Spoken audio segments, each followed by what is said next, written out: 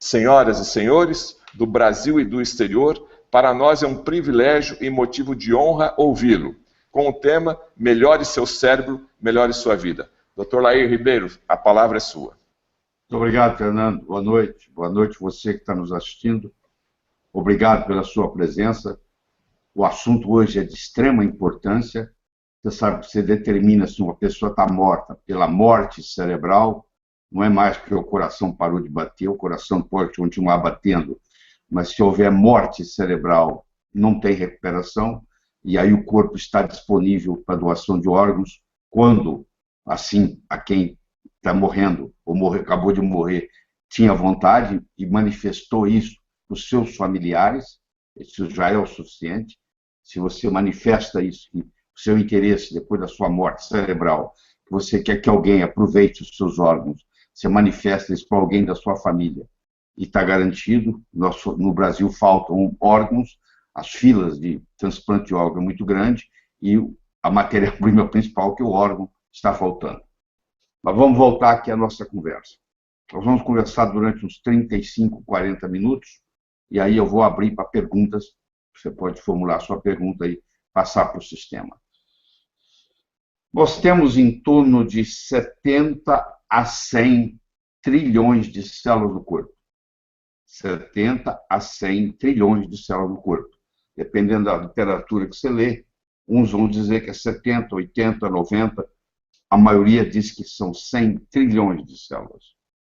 Pra você ter uma ideia, nós temos 100 bilhões de neurônios no nosso cérebro.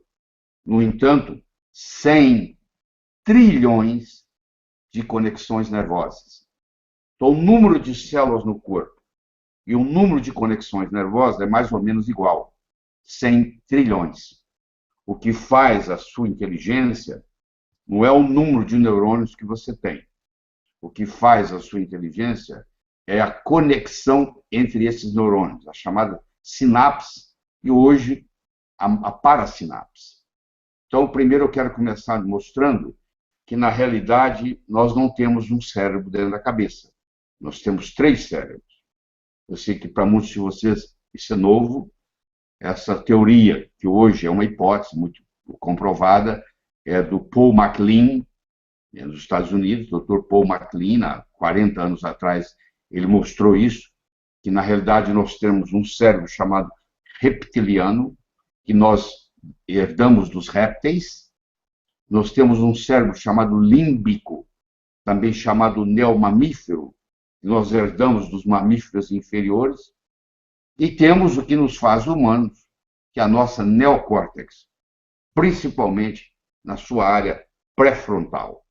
A parte humana está aqui, na área pré-frontal.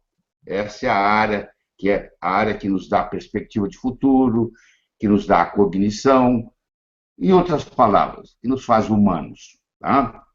Mas se você pegar o cérebro, só 10% dele é neurônio.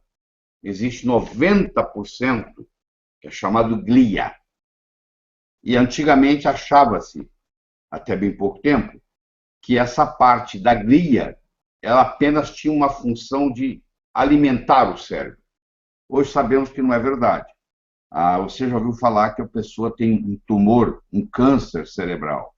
Ora, se o câncer é a reprodução descontrolada das células, uma replicação de células, os neurônios não replicam. Os neurônios não se multiplicam. Como é que você teria um tumor cerebral se os neurônios não se multiplicam? O tumor cerebral, o câncer cerebral, ele não acontece nos neurônios. Ele acontece nessa glia. São, por exemplo, os gliomas, os glioblastomas. 51% dos tumores cerebrais são muito malignos e são chamados glioblastomas, que vêm de células que estão na glia, especificamente uma célula chamada astrócito. Então, nós temos a microglia, nós temos os astrócitos, nós temos os oligodendrócitos. Você já ouviu falar de gente que tem esclerose múltipla? e aí a pessoa passa e termina numa cadeira de rodas, porque essa pessoa começa a perder o movimento. Por que ela perde o movimento? Porque a doença vai nos oligodendrócitos, que são essas células que produzem a mielina. O que é a mielina? Você, quando tem um fio, o fio é encapado. Se você desencapar o fio e encostar um fio no outro, dá um curto-circuito. O sistema nervoso é a mesma coisa. Os neurônios são todos encapados com uma coisa chamada mielina. E quem produz essa mielina na parte central são os oligodendrócitos. E na parte periférica, nos nervos, são as células de Schwann. Mas então, vamos voltar aos oligodendrócitos. Se eles não estão funcionando apropriadamente, você não tem mais a formação da mielina, começa a dar curto-circuito, e o que é que acontece? A pessoa, então, ela quer movimentar o braço, não consegue, porque existe uma interferência, então isso prejudica. Quando nós falamos em melhorar o cérebro, alguém deve falar assim, mas como melhorar o cérebro? Se os neurônios não se multiplicam, você tem um número, você morre um certo número de neurônios por dia, e no final da vida você perde uma média de 70 ou 80 mil neurônios por dia, você deve estar achando muito, mas como nós temos 10 bilhões, 100 bilhões de neurônios, desculpe, como nós temos 100 bilhões de neurônios, mesmo que você perca 80 mil por dia, se você vive 70 anos, no final de 70 anos você perdeu 3%, 2,5%, 3%. Quer dizer, isso não é o problema. E quando nós estamos falando em melhorar o seu cérebro, melhorar a sua vida, nós estamos conversando da parte da glia, que representa 90% do cérebro. A parte cortical propriamente dita, ela representa só 10%. E lá estão 100 bilhões de neurônios. Mas a glia também tem uma participação, que hoje é chamado até o outro cérebro. Porque a descoberta é tão fantástica da glia, quer dizer que você pode pegar uma pessoa e mesmo que ela tenha tido um acidente vascular cerebral, você pode recuperá-la via glia. Então, antigamente, para quê? O neurônio já morreu, o que pode ser feito? Vai fazer a comunicação via glia. Quando nós temos um problema no sistema nervoso central, uma das coisas que nós temos chama gliose. Essa glia se agita para tentar recuperar o processo. Então, muito do que nós vamos conversar, discutir, responder perguntas aqui hoje à noite, tem a ver com essa gliose. Tá? Tem a ver com essa parte que abastece o cérebro e, por si só, também tem comunicação. O cérebro é onde está instalada a inteligência. Nós temos 7 tipos de inteligência: verbal, matemática, musical, espacial, corporal, intra e interpessoal. Você deve conhecer gente que é brilhante na matemática, mas não consegue dar bom dia para o vizinho.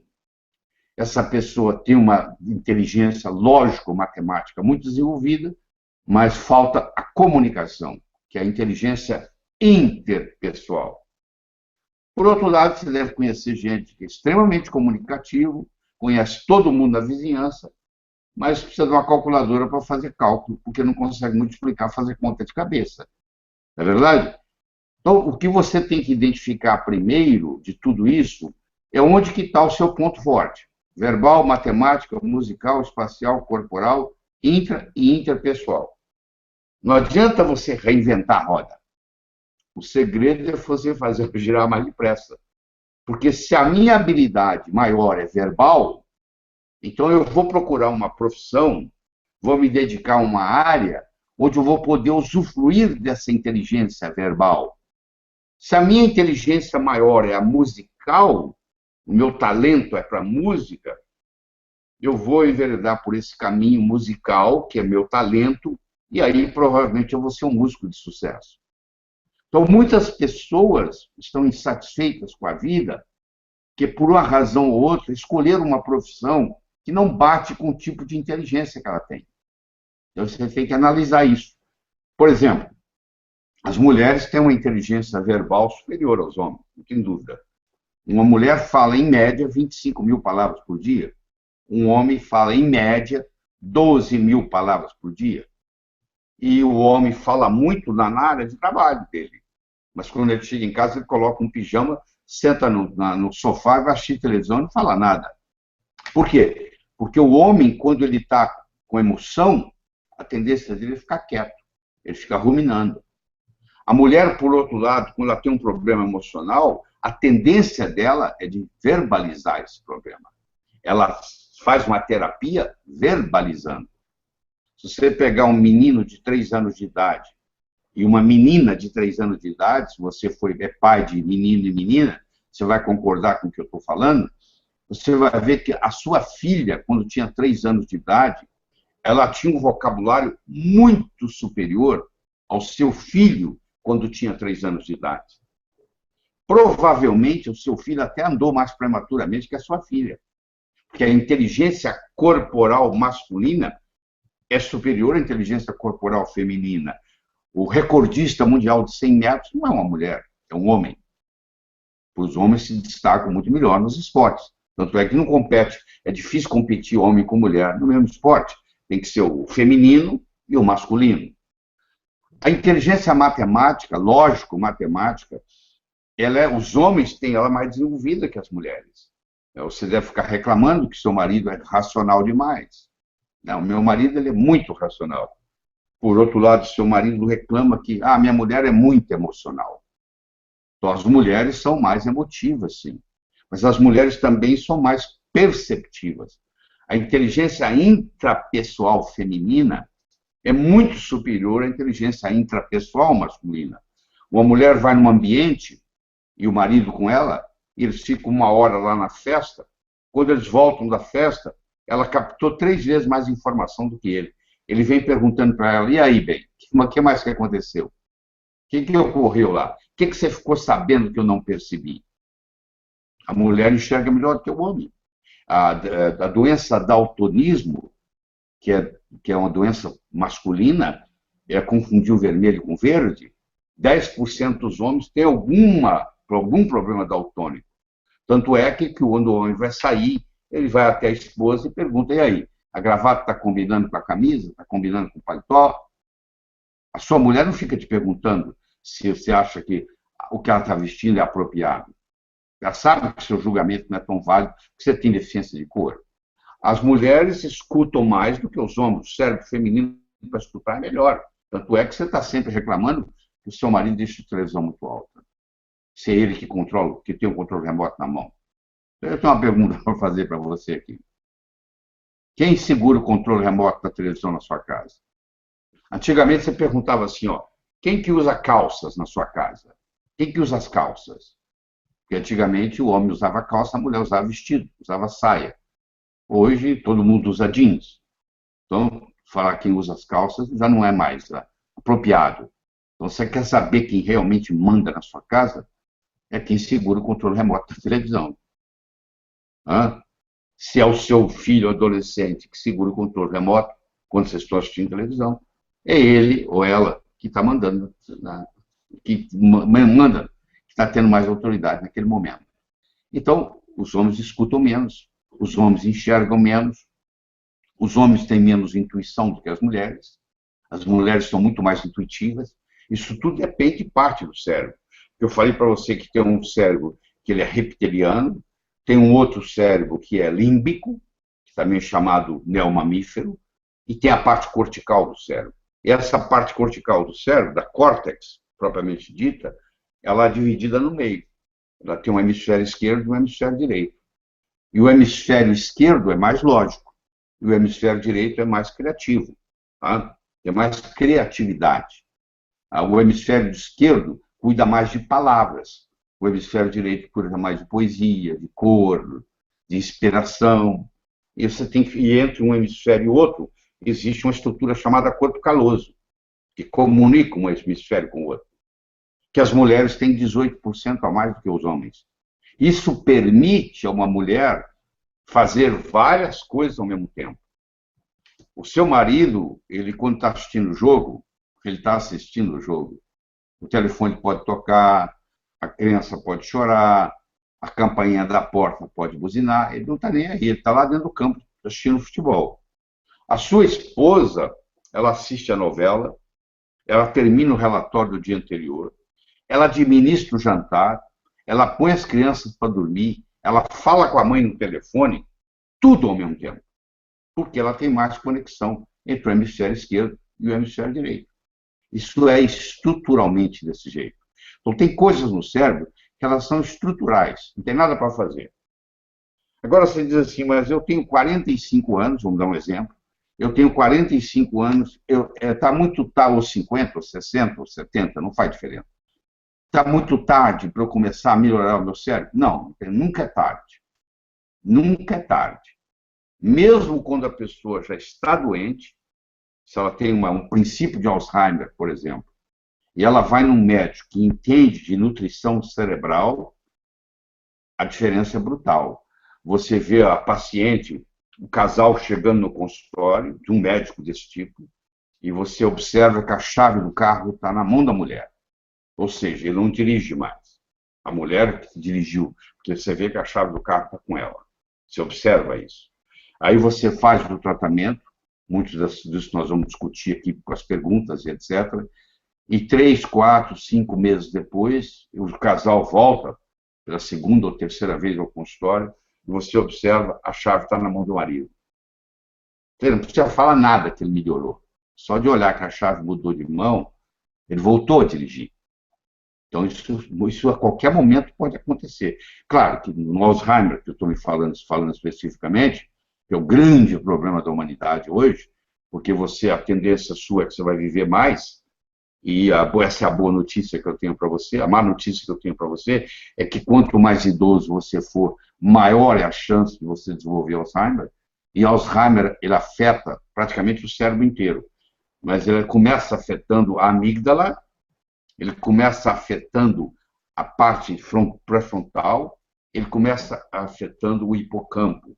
A amígdala, o hipocampo e a parte pré-frontal do cérebro, que são mais atingidas pelo Alzheimer, são 3 estruturas, 3 áreas fundamentais para a cognição, para a memória.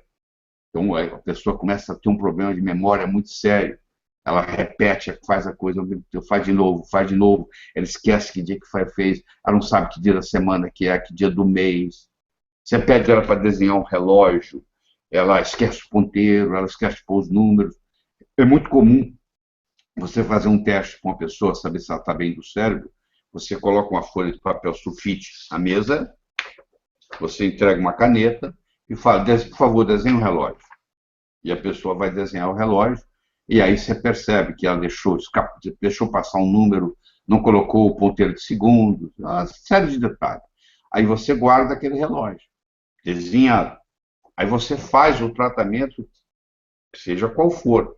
Nós vamos discutir muito disso aqui hoje. Aí a pessoa volta, você traga outra folha de papel sulfite, outra caneta e desenha um relógio. Aí desenha. Aquele outro ficou guardado. Agora você pega os 2 relógios e compara.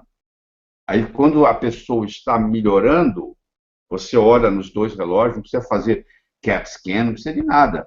Ou SPECT, ou o que for. Você olha ali e a melhora está ali óbvia. Aí você vai conversar, o paciente, a paciente, as mulheres têm mais Alzheimer que os homens, tá? Tem mais Alzheimer. Você deve estar preocupado. Por que a mulher tem mais Alzheimer que o homem? Bom, primeiro que a mulher, infelizmente, muitas delas tomam pílulas, tomaram pílula durante a vida. Tem mulher que toma pílula 10 anos seguidos, isso interfere. Tem mulher que, infelizmente, teve esterectomia, tirou o útero, isso também afeta, e a literatura mostra que quem removeu o útero tem mais predisposição ao Alzheimer. E a testosterona é um hormônio que previne o Alzheimer, não deixa formar o que se chama placas amiloides, porque o Alzheimer se caracteriza pelas placas amiloides que se acumulam no interstício, entre uma célula e outra, e pelo emaranhamento intracelular de neurofibrilas. E a testosterona, que é mais comum, o homem tem 18, 20 vezes mais que a mulher, que a testosterona é um hormônio predominantemente masculino, apesar dos hormônios serem... Todos, homem e mulher, têm os mesmos hormônios, a diferença está na concentração. Enquanto a mulher tem mais estrogênio, o homem tem mais testosterona, a mulher tem mais progesterona, e assim por diante. Então, são as concentrações que variam. E o fato do homem ter mais testosterona, isso também ajuda ele a ter menos Alzheimer. Então, isso aí já começa a mostrar que você pode interferir em tudo isso aí. Eu gostaria de conversar com você um pouco sobre a capacidade cognitiva, o raciocínio. Você deve conhecer muita gente. Eu tenho 70 anos. Você vê que as minhas palavras, elas fluem. Eu não titubio em nenhuma palavra. Ela vem uma atrás da outra, porque o meu cérebro também muito bem cuidado. Eu cuido muito bem do meu cérebro. Porque não só a minha vida pessoal depende dele, a minha saúde depende dele, e a minha vida profissional, falando aqui para você, depende dele. Então, você pode chegar aos 70, aos 80, aos 90 anos com um cérebro novinho. Aquele indivíduo que faz ginástica todo dia, ele chega aos 80 anos musculoso. Eu conheço concursos nos Estados Unidos de pessoas com mais de 75 anos são fisiculturistas, porque a vida inteira cuidar do corpo. Aliás, quando você cuida do corpo, você está também cuidando do cérebro, porque hoje nós sabemos que a atividade física, ela estimula o cérebro a ter um fator, existe um componente lá, Brain Derived Growth Factor, onde essa substância, ela cria uma coisa chamada neurogênese. Ela estimula a glia a manter-se jovem. Então, a atividade física é um modo de você manter o seu cérebro. Eu não estou aqui propagando, divulgando que você deve ir para uma academia. Se você quer ir, ótimo, tá bom, tudo bem. Mas nem todo mundo tem ou dinheiro ou tempo para ir para uma academia. Então, eu tenho que facilitar a sua vida. Eu digo para você o seguinte, mesmo que você ande em volta de uma mesa, você tem uma mesa, todo mundo tem uma sala de jantar, você tem uma mesa, você tira as cadeiras, você anda em volta da mesa. Eu já andei no meu apartamento hoje 2 vezes. Eu andei 21 minutos de manhã e andei 21 minutos, agora um pouco antes dessa palestra, nós tomar banho. Então, o que acontece? Eu andei hoje 42 minutos sem sair de casa. Eu não preciso colocar agasalho, eu não preciso colocar tênis, eu não preciso tirar o carro da garagem, eu não preciso enfrentar o trânsito, eu não preciso estacionar na academia, eu não preciso depender de um personal trainer. Para quem tem tempo para fazer isso, ótimo. Mas você que está me assistindo, seu problema maior é tempo. Olha o tempo que você gasta no trânsito todo dia. Né? Não só, olha o tempo que você tem que passar com a família. Olha quanta coisa você tem que fazer em casa. Você também tem que descansar um pouco, tem que relaxar, tem que assistir televisão, o que for. O que sobra? Sabe o que você fala? Semana que vem eu começo. Semana que vem eu começo. E o tempo vai passando. Agora, se eu falar com você, por que você não anda em volta da mesa de jantar? Você faz 100 voltas em volta da mesa de jantar. Você está estimulando não só o seu corpo, para ele ficar mais saudável, mas você está estimulando o seu cérebro. Porque esse fator, o brain chama fator neurotrófico derivado do cérebro, traduzindo em português. Fator neurotrófico derivado do cérebro. A descoberta disso foi uma grande jogada. Existem muitas coisas que fazem o fator neurotrófico derivado do cérebro aumentar. Tudo isso que eu vou propor para você aqui, por exemplo, uma noite de sono bem dormida, protege seu cérebro. Você vai dizer, mas peraí, eu tenho problema de insônia. Bom, se você tem problema de insônia, já começa um grande problema. Porque se você tem problema de insônia, e se você não dorme as suas 7 horas e meia, 8 horas por noite, porque essa história de falar que você vive com 4 é mentira, isso é uma mentira muito grande que você tem, porque você está enganando a você mesmo. Você aprendeu a dormir com 4, a viver com 4, mas você não consegue recuperar o seu cérebro direitinho. Você está sempre on demand, está sempre precisando de mais. Então você tem que dormir pelo menos 7 horas e meia. Se você acorda à noite para urinar, tem alguma coisa errada. Eu sei que você pensa que é porque você está com problema de próstata. Não tem nada a ver. A mulher não tem próstata, ela também acorda à noite. Não é verdade? Sua esposa também acorda à noite. Tem a ver com o nível de cortisol. Já que você acordou, você vai urinar. Aí sabe o que você faz? Você liga ali a luz do banheiro para fazer xixi. No momento que você ligou a luz, a sua pineal para de produzir melatonina. Você volta para a cama para pegar no sono de novo, é difícil. Então eu ensino as pessoas o seguinte: se você continua tendo que levantar à noite para urinar, eu recomendo que você tenha uma lanterna na cabeceira da cama, de preferência de luz vermelha, porque a luz vermelha não estimula, não bloqueia a pineal. E aí você vai. E você tem insônia primária ou insônia secundária? Você tem dificuldade de pegar no sono, é um tipo de insônia, eu chamo de primária, porque é quando começou. E você tem um que eu chamo de secundária, que você dormiu e acorda e depois não consegue dormir mais. Tem gente que tem as duas. Tem dificuldade para entrar no sono, para dormir, e tem dificuldade de permanecer dormindo a noite inteira.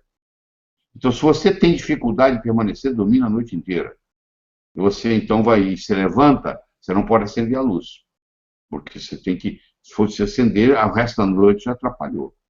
Agora, se você tem dificuldade para dormir quando você deita na cama, eu recomendo, hoje tem disponível no mercado, você adquire um óculos que corta o raio azul, porque chama, eu não sei se você conhece esse termo, se não aprende, não sabe, não conhecia, vai conhecer agora. Chama escuridão virtual. Existem óculos especiais, simples, baratos, que você compra no mercado, que às 6 horas da tarde você coloca os óculos. Você continua trabalhando normal, você continua assistindo televisão normal, você continua trabalhando no seu computador normal. Mas o raio de 420 a 480 nanômetros, que é a luz azul, ela não entra mais no seu olho. O óculos bloqueia. Então, para o seu cérebro, olha que bonito, para o seu cérebro você está na escuridão. Como para o seu cérebro você está na escuridão, porque o raio azul de 400 e poucos nanômetros não entra no seu, porque aquele óculos bloqueia aquele comprimento de onda, você agora pode trabalhar no computador, pode assistir televisão, até a hora que você quiser. É como se você estivesse no escuro. E como para o seu cérebro você está no escuro, por isso que chama escuridão virtual, você então começa a fabricar melatonina. Porque a melatonina, ela é assim, ela só trabalha, a pineal só trabalha no escuro. Amanheceu o dia, ligou a luz, ela para de trabalhar. Já durante o dia, ao contrário. Você precisa ter luz durante o dia. Você não pode ficar dentro de casa só com luz artificial durante o dia. Você não pode usar óculos escuros em ambiente interno. Você pode usar, até usar em ambiente externo, se te incomoda. Mas em ambiente interno, não. E você tem que, se você mora num apartamento e você não sai dele, você tem que pelo menos chegar na janela ou na varanda, expor o seu rosto à luz solar, nem que seja por 2, 3 minutos, para dar aquela ligada no cérebro. Então, olha, tudo isso que eu estou falando até agora não custa dinheiro nenhum, pô. Mas você tem que preocupar em dormir melhor. Você tem que fazer exercício. Você tem que cuidar do sono. Você tem que estimular o seu cérebro. Você tem que dar desafios para ele. Você vai fazer quebra-cabeça, você vai fazer palavra cruzada, você vai preparar coisas, por isso que é importante você continuar trabalhando, você tem que entregar o projeto. Tudo isso é estímulo. E você tem que ter uma inspiração. Você sabe quando seu cérebro começa a morrer? Quando as suas recordações ficam mais importantes que as suas aspirações. Se você for numa cidade onde tem uma praça, onde tem 2 aposentados sentados na praça, no banco da praça, jogando dominó ou jogando dama, se você levar um gravador e colocar lá e gravar, você vai ver que o verbo é conjugado no passado. Eu fui, eu fiz, eu era. Quando a pessoa começa a conjugar o verbo no passado, é porque as recordações se tornaram mais importantes do que as aspirações. Aí, quando as recordações começam a ficar mais importantes que as aspirações, seu cérebro começa a murchar. Então, se você quiser manter um cérebro jovem, você tem que ter metas. Você não tem nada para fazer, vai ajudar os outros, vai fazer trabalho voluntário. Tudo isso é importante. Nós vamos conversar depois a parte nutricional. Mas não adianta eu fazer só a parte nutricional se a pessoa não tem mais razão de viver. Se ela não tem mais inspiração para continuar vivendo. Se ela acha que não vale a pena. Então você tem que. Por isso que você não pode pôr todos os seus ovos numa mesma cesta. Se você puser todos os seus ovos numa mesma cesta, alguém vem e carrega a cesta, você fica sem ovos. Seus filhos são muito importantes. Tão importantes quanto você, não mais nem menos. Se você puser toda a sua energia nos seus filhos, eles vão crescer, vão casar, vão embora. aí você perde a razão de viver. Aí você entra em depressão. É a chamada a síndrome do empty nest, a síndrome do ninho vazio. Meus filhos foram embora, eu agora não tenho mais valor de viver. Tenho que fazer da minha vida. Você tem que gostar dos seus filhos, você tem que ter amigos, você tem que ter projetos, você tem que ter inspiração, você tem que ter motivação. Tudo isso ajuda o seu cérebro a ficar. Agora, depois que nós fizemos essa parte, aí agora eu vou lhe ensinar como é que você faz para o seu cérebro ser mais forte, do ponto de vista nutricional. Primeiro, você tem que comer menos açúcar, porque o seu cérebro é 2% do peso do seu corpo. Quanto é que você pesa? Subiu na balança, deu 70 quilos? Seu cérebro é 1,4 kg. Seu cérebro é 2% do peso do seu corpo. Porém, consome 25% do oxigênio que você respira. Ele é 2% do peso do corpo, mas ele consome 25% do oxigênio que você respira. Então, o oxigênio é fundamental para ele. E ele também consome muita glicose. A insulina não passa na barreira hematoencefálica. O cérebro é muito protegido. O cérebro produz a sua própria insulina. O cérebro desenvolve um diabetes, chama diabetes tipo 3, que você conhece com o nome de Alzheimer. Alzheimer, hoje, é considerado o diabetes do cérebro. É um diabetes tipo 3, onde agora tem resistência insulínica dentro do cérebro. E como é que você faz para melhorar isso? Você faz a dieta paleolítica. Se você voltar antes de 10 mil anos atrás, a era paleolítica, ninguém tinha açúcar para comer, não existia cana-de-açúcar. Não existia. Sua descoberta depois de Colombo, que surgiu o açúcar no mundo. Não tinha isso. Não tinha tecnologia para fazer açúcar. Não tinha gente para plantar, não tinha nada. Nós éramos nômades. Como é que vai plantar açúcar? Cana-de-açúcar. Esperar colher quando? Então as pessoas não estavam acostumadas a comer açúcar. Hoje o açúcar ficou barato. Então, mesmo pessoas humildes, pobres, conseguem comer açúcar. E aí o Brasil, per capita, é o número 1 do mundo em consumo de açúcar por pessoa. Nós somos os número um do mundo. Por isso que nós temos tanto velho gagá, infelizmente. Você vai nas outras culturas, você vai na cultura japonesa, por exemplo, existe um respeito muito grande pelos idosos. Mas você pega um indivíduo em Okinawa, que é o lugar do mundo onde mais tem longevos, onde mais tem centenários no mundo, é numa ilha no Japão chamada Okinawa. Lá se encontra na rua toda hora, cara com 6, 100, 110, 115 anos, andando de bicicleta, lutando judô, e admirado pela sociedade. Eles têm um respeito muito grande pelo idoso. E quando eles querem conselho, eles vão para o idoso e perguntam, porque o idoso tem tempo de vida, tem experiência de vida. Aqui no Brasil, a maioria dos idosos está tudo gagá. Você vai perguntar o que para eles? Como é que eles vão te dar conselho se o cérebro deles não funciona direito mais? Mas a boa notícia para você é que isso pode ser restabelecido a qualquer momento, a qualquer hora. Essa que é a mensagem que eu estou trazendo para você aqui, tá bom? De que você pode, a sua mãe, o seu pai, o seu avô, sua avó, eu não sei qual a idade que você tem que estar me assistindo, o seu filho que não está indo bem na escola, com problema cerebral, porque se ele ingere muito refrigerante, se ele ingere muito açúcar, ele está com a cognição comprometida. Então, nós temos que começar pela parte nutricional. Infelizmente, o solo brasileiro está pobre. Então, você diz, eu como isso, por isso tem isso. No livro. Na prática, não. Se você planta a mesma coisa no mesmo lugar, a chamada monocultura, que nós temos aqui no Brasil, o cara só planta tomate. Essa monocultura, chega uma hora e esgota o solo. Então, não tem mais aquilo que deveria ter naquele alimento. Então, os alimentos já estão chegando pobre até a mesa. Então, hoje, para uma pessoa ter saúde, ter um cérebro funcionando bem, ela tem que fazer um certo tipo de suplementação. Porque se você depender só dos alimentos, o Brasil é o país do mundo número 1 que usa mais agrotóxico. No ano 2000, nós éramos 7º colocado em uso de agrotóxicos.